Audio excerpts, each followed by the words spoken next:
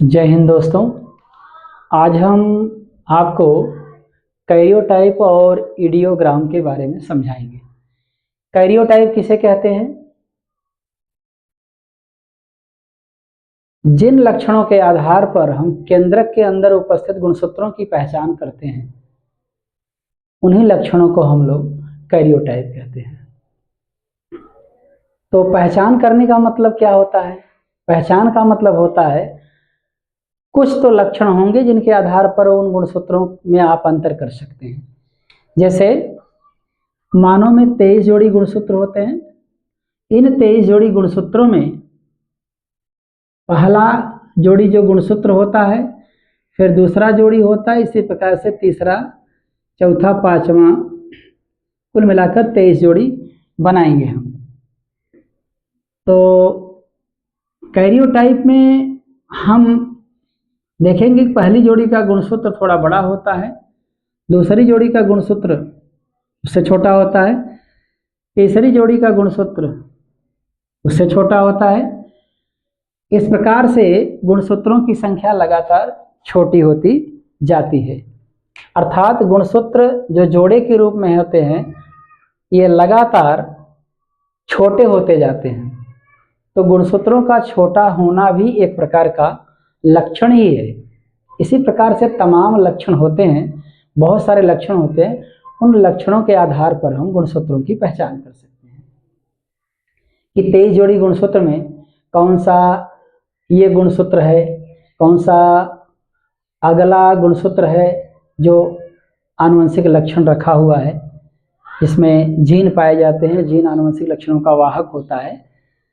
तो लगातार जो गुणसूत्र का छोटा होना देख रहे हैं आप, ये आप किसी न किसी लक्षण के आधार पर बोल रहे हैं, इसीलिए इनका जो ये पहचानने का लक्षण है, इसी लक्षण को हम लोग गुणसूत्र प्रारूप कहते हैं, मतलब कैरियोटाइप कहते हैं।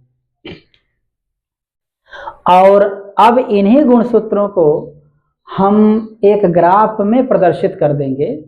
इन्हीं गुणसूत्रों का एक ग्राफी निरूपण कर देंगे, ग्राफ बना डालेंगे। उसी ग्राफी निरूपण को हम लोग कैरियोटाइप का इडियोग्राम कहते हैं। कैरियोटाइप का इडियोग्राम कहते हैं। तो किसी भी चीज का जैसे आप ग्राफ बनाते हैं नॉर्मली, वैसे ग्राफ इसका भी बनाना है। तो जो आप ग्राफ प्राप्त कर लेंगे वहीं कैरियोटाइप का इडियोग्राम बोला जाएगा। इडियोग्राम एक प्रकार का ग्राफी निरूपण है इसका, कैरियोटाइप का। तो इडियोग्राम हमेशा कैरियोटाइप का ही ग्राफी निरूपण बोला जाता है। और जबकि कैरियोटाइप एक प्रकार के लक्षणों के आधार पर गुणसूत्रों की पहचान करने का तरीका होता है। गुणसूत्रों की पहचान करना है जिन लक्षणों के आधार पर, उन्हीं लक्षणों को हम उन गुणसूत्रों का कैरियोटाइप कहते हैं। इसके बाद हम आपसे थोड़ा सा सैटेलाइट क्रोमोसोम के बारे में बात करेंगे। सैटेलाइट क्रोमोसोम के बारे में बात करेंगे। इसके बारे में सैटेलाइट क्रोमोसोम के बारे में बात करेंगे।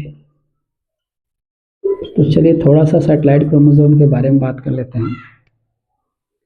Satellite chromosome normally secondary constriction के बाद क्रोमोसोम का जो फिगर होता है, सपोज इस प्रकार से,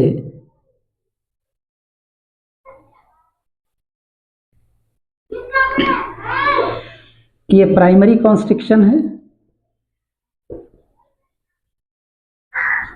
ये पूरा क्रोमोसोम है। ये पहला जो आप देख रहे हैं, यहाँ पर थोड़ा सा कॉन्स्ट्रिक्शन टाइप का सिकुड़ गया है क्रोमोसोम, इसको प्राइमरी कॉन्स्ट्रिक्शन बोलेंगे।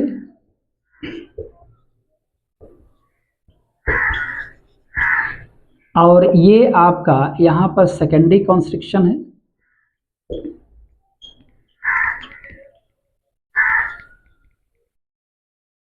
Secondary constriction, secondary constriction.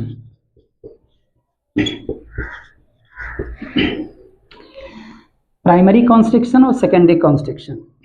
Generally सभी गुणसूत्रों में सैटेलाइट स्ट्रक्चर नहीं पाया जाता है, ये जो आपका स्ट्रक्चर है सेकेंडरी कॉन्स्ट्रिक्शन के बाद क्रोमोसोम जो रूप बना के बैठा है, जो फिगर बना लिया है इस क्रोमोसोम ने, इसको हम लोग सैटेलाइट बोल देंगे।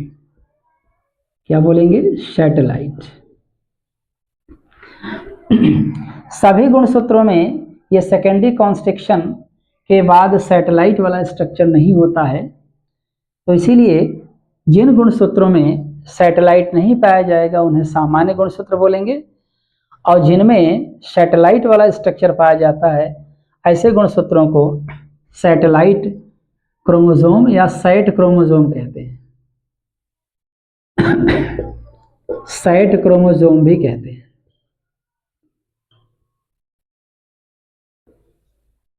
अच्छा, सैट क्रोमोसोम का बनना भी बहुत जरूरी है, क्योंकि सैट क्रोमोसोम नहीं बनेगा तो ये सेकेंडरी कॉन्स्ट्रिक्शन भी नहीं बनेगा। सेकेंडरी कॉन्स्ट्रिक्शन के कारण से, सेकेंडरी कॉन्स्ट्रिक्शन के कारण से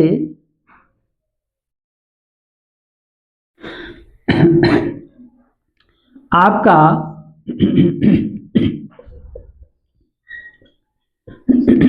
न्यूक्लियोलस बनता है, न्यूक्लियोलस बनता है। सेकेंडरी कॉन्स्ट्रिक्शन अगर नहीं रहेगा तो न्यूक्लियोलस नहीं बनेगा, और अगर न्यूक्लियोलस नहीं बनेगा तो न्यूक्लियोलस के जो सामान्य काम होते हैं वे हो नहीं पाएंगे। तो मैं एक बार बता देना चाहता हूं कि मानव में जो 23 जोड़ी गुणसूत्र यानी 46 जो गुणसूत्र होते हैं या 23 जोड़ी, ये पेयर हैं और ये क्रोमोसोम नंबर है।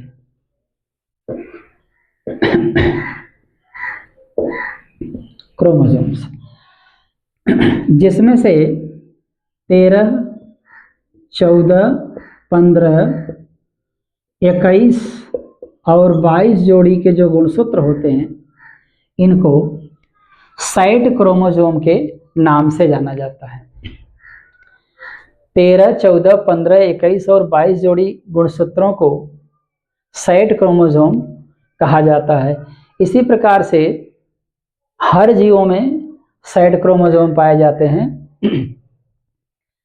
थोड़ा सा हम आपको सैट का पूरा नाम बता देते हैं। सैट का पूरा नाम क्या होता है? सैट का अर्थ, इस सैट में यस का अर्थ होता है साइन, ए का अर्थ होता है एसिड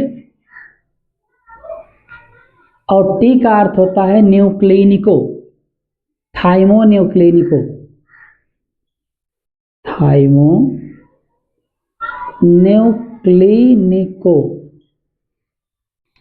साइन का अर्थ होता है विदाउट, एसिड का अर्थ आप जानते ही हैं, और थाइमोन्यूक्लिनिको में थाइमो का अर्थ होता है थाइमीन। थाइमो का अर्थ क्या होता है? थाइमीन। और न्यूक्लिनिको का अर्थ होता है न्यूक्लिक एसिड। न्यूक्लिक एसिड लगा हुआ है, तो चलिए यहां भी लिख देते हैं न्यूक्लिक एसिड। न्यूक्लिक एसिड में केवल डीएनए की बात करेंगे।